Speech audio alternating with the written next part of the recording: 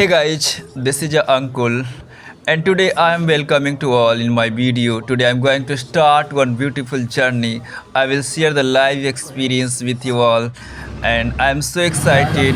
This is today, in morning time when I am sitting in the Bhopal airport, and now I have boarded successfully, and now I am going to sit in the plane, and surely this will be the wonderful journey I expected, and I will get a better experience.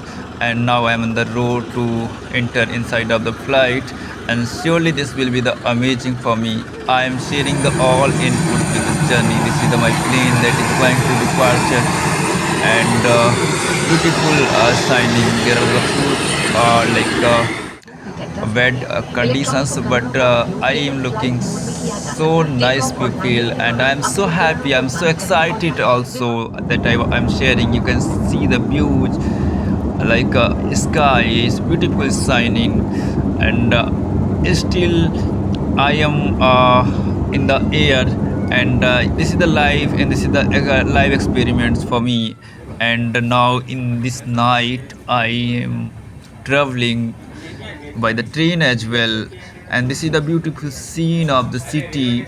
I don't know which is the city name, but once I will reach in my destination, surely I will share with you all guys. Please keep with me in this video and watch till end. Surely you will get a new experience. This is a totally unexpected and unbelievable video that I will share with you all. So my dear viewers, so finally I have reached at the Dwarka railway station by the train, and 8 hours I have spent it on the train inside. I was thinking a lot of things when I will reach, what will I do. So first I have took the bath and I have fresh, and now I'm on the front of the Dwarkadhish temple. Amazing! I am so emotions, and I can't control my emotions too, boys. And really, this is the unexpected that I want to share with you guys. You can see in my eyes, I am so what should I go? I am so quiet, and now I am waiting for my turn. Once I will meet with the Lord Krishna. Krishna is like my heart. I always I am believing on the Krishna. साथियों, आज से 4 साल पहले मैंने 2 लाइनें लिखी थी जब किसी ने मेरा अपमान किया था। इसलिए नहीं लिखी थी कि मेरा अपमान हुआ है, इसलिए लिखी थी कि मैं भी अपना परिचय समय पे दे पाऊँ। और आज मैं समुंदर से मिल रहा हूँ। यकीनन पीड़ा में था, कई बातों का डर था। द्वारिकाधीश के दर्शन भी किए हैं, द्वारिकाधीश को भी अपनी पीड़ा सुनाई है, लेकिन कौन किसकी सुनता है। कृष्णा ने भी यही कहा, कोई ज़रूरत नहीं है किसी और को सुनाने के लिए। यदि तूने मुझे अपना कहा है तो मैं तेरा हूँ। वो पंक्तियाँ क्या थी कि सागरों का सागर हूँ मैं, सागरों का सागर हूँ मैं, महासागर, समंदर सा गहरा, पावन, पुनीत, भव्य और विशाल। मुझसे मेरी गहराई पूछते हो और कुछ बताया तो दोष लगाते हो। अरे इस नदिया को मालूम ही नहीं कि सब मुझ में आके मिल गई। मैं नहीं गया किसी से मिलने, मैं नहीं गया किसी से मिलने। Guys, this is amazing, guys, and I was so innocent in that case, and I am really happy. And कुछ चीज़ें होती हैं जो कि दिल में बसती हैं, उन्हें सबके सामने प्रकट नहीं करना चाहिए, बट ये मोमेंट ही ऐसा है कि मैं अपने आप से कुछ कहूँ और अपने आप को कुछ चीज़ों के लिए रोकने का प्रयास करूँ, लेकिन ये मेरे कंट्रोल पे नहीं है, क्योंकि जो अंदर के भाव थे वो कहते हैं ना कि भगवान के सामने आने के बाद अपने आप ही सब व्यक्त हो जाता है। क्या छिपाया क्या ना छिपाया सब कुछ दिख गया। द्वारकाधीश के महलों के सामने जब मैं इंतज़ार कर रहा था उनसे मिलने का, न जाने मुझे किसी ने कुछ कहा नहीं, फिर भी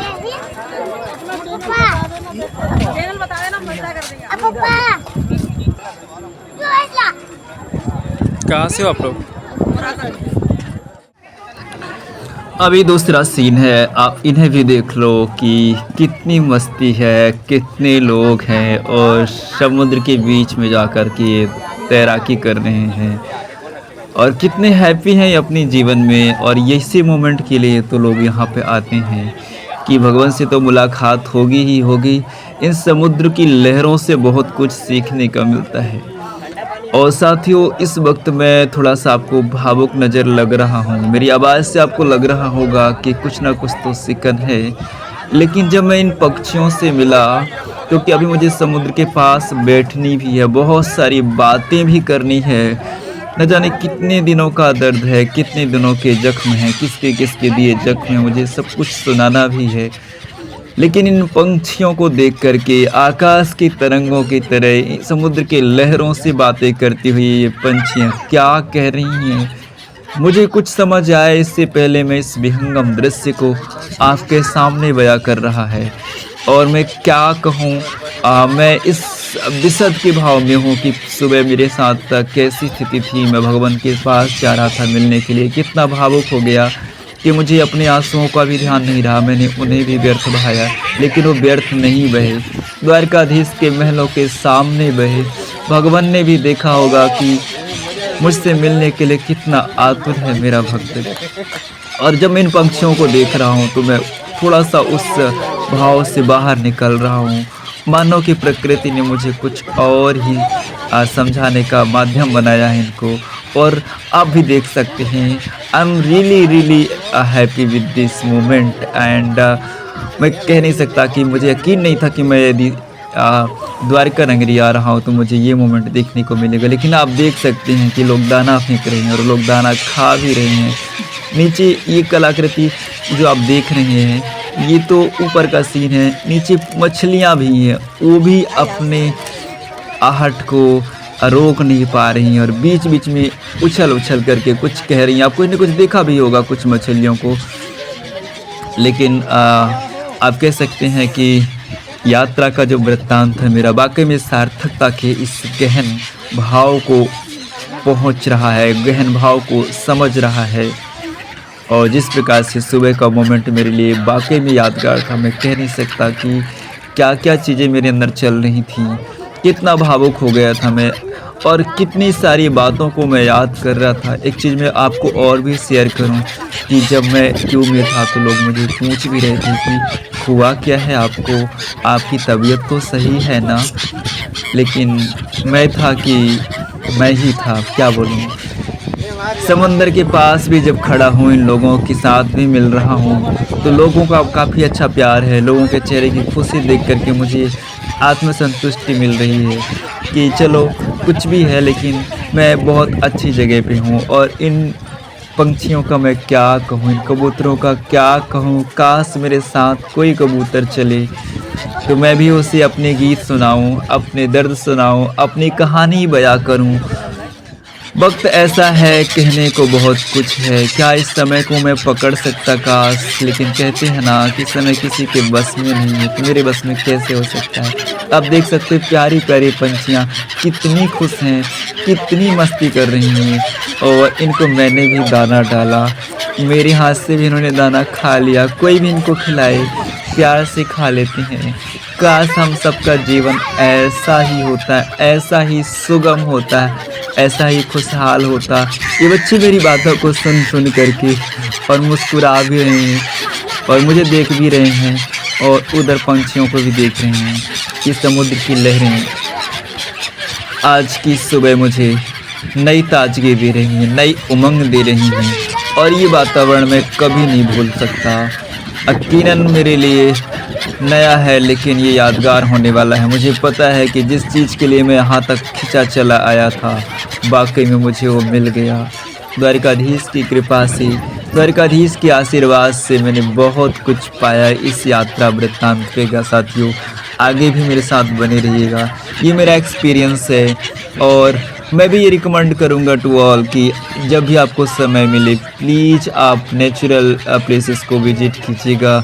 surely you will get a happiness, you will get a better experience, you will forget your back pain, but it is the very like good ideas to keep peace in your mind, keep your stability. And now I'm the last moment. Thank you so much guys for this time, and I'm